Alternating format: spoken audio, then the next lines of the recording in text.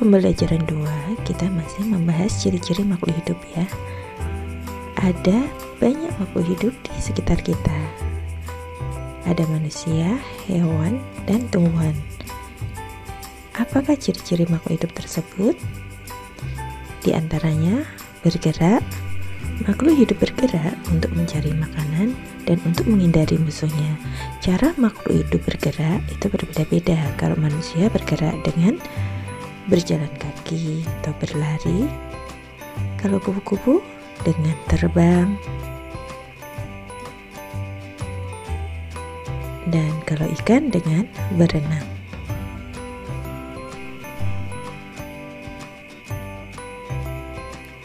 Pada tumbuhan tidak bergerak berpindah tempat seperti hewan dan manusia, melainkan dia bergerak hanya mencari sinar matahari.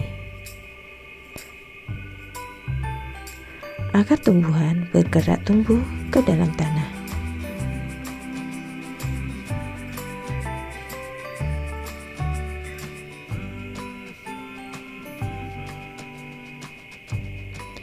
Ciri berikutnya adalah bernafas. Alat pernafasan makhluk hidup berbeda-beda. Bernafas artinya menghirup dan menghembuskan udara ya. Manusia, kucing, ayam pernafasannya dengan paru-paru.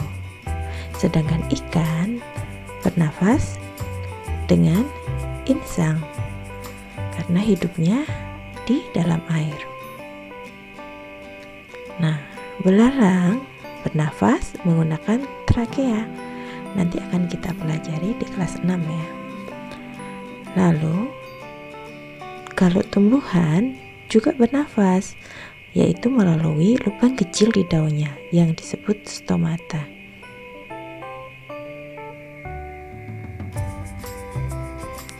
Makhluk hidup mengalami pertumbuhan dan perkembangan.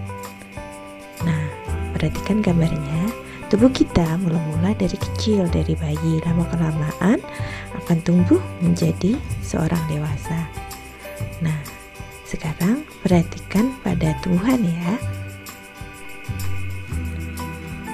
Berawal dari biji kacang hijau,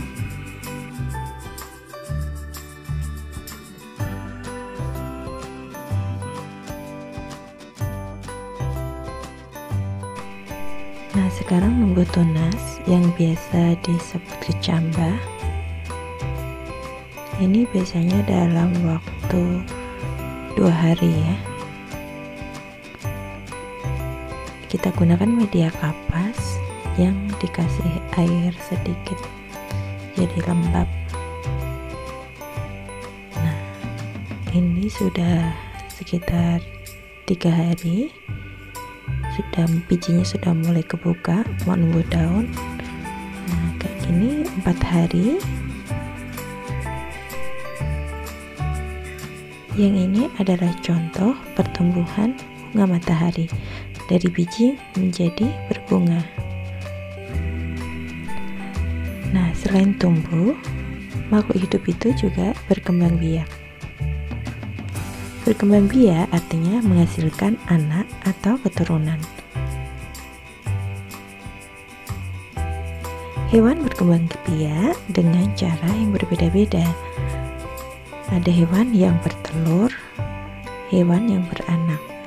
Nah, kalau bertelur contohnya ada ayam, katak, nyamuk, dan lainnya. Sedangkan yang beranak atau melahirkan itu contohnya ada kelinci, sapi, ada kambing, kucing, dan lainnya. Ciri makhluk hidup selain berkembang biak, mereka juga membutuhkan makanan. Nah, makhluk hidup juga memerlukan makanan. Makanan adalah sumber energi bagi makhluk hidup. Energi tersebut digunakan untuk tumbuh dan berkembang. Misalkan manusia. Manusia mengkonsumsi makanan dari tumbuhan atau jenis hewan tertentu. Kalau hewan ada yang pemakan tumbuhan, ada juga pemakan hewan lain. Nah, bagaimana dengan tumbuhan? Tumbuhan dapat membuat makanannya sendiri dapat memasak makanannya sendiri, yaitu disebut dengan fotosintesis. Untuk membuat makanan, tumbuhan memerlukan air, sinar matahari, dan CO2 atau karbon dioksida. Kalian pasti tahu kan siapa yang menciptakan makhluk hidup? Pinter, yang menciptakan makhluk hidup adalah Tuhan. Nah, kita sebagai manusia yang membutuhkan makhluk hidup yang lain seperti hewan dan tumbuhan, maka sikap kita harus bagaimana? Ya, kita harus menjaga dan merawatnya. Selain itu, kita juga harus bersyukur. Misalkan dengan membaca doa, dengan menghabiskan makanan yang sudah kita ambil, dengan menjaga kesehatan, berolahraga, dan menjaga lingkungan agar tetap bersih. Jadi kita tidak boleh bermalas-malasan membersihkan lingkungan rumah kita ya. Selain yang kita lakukan itu mendapat pahala, ternyata sesuai juga dengan Pancasila sebagai dasar negara kita, yaitu pada sila pertama. Kita belajar bagian-bagian lambang burung Garuda ya.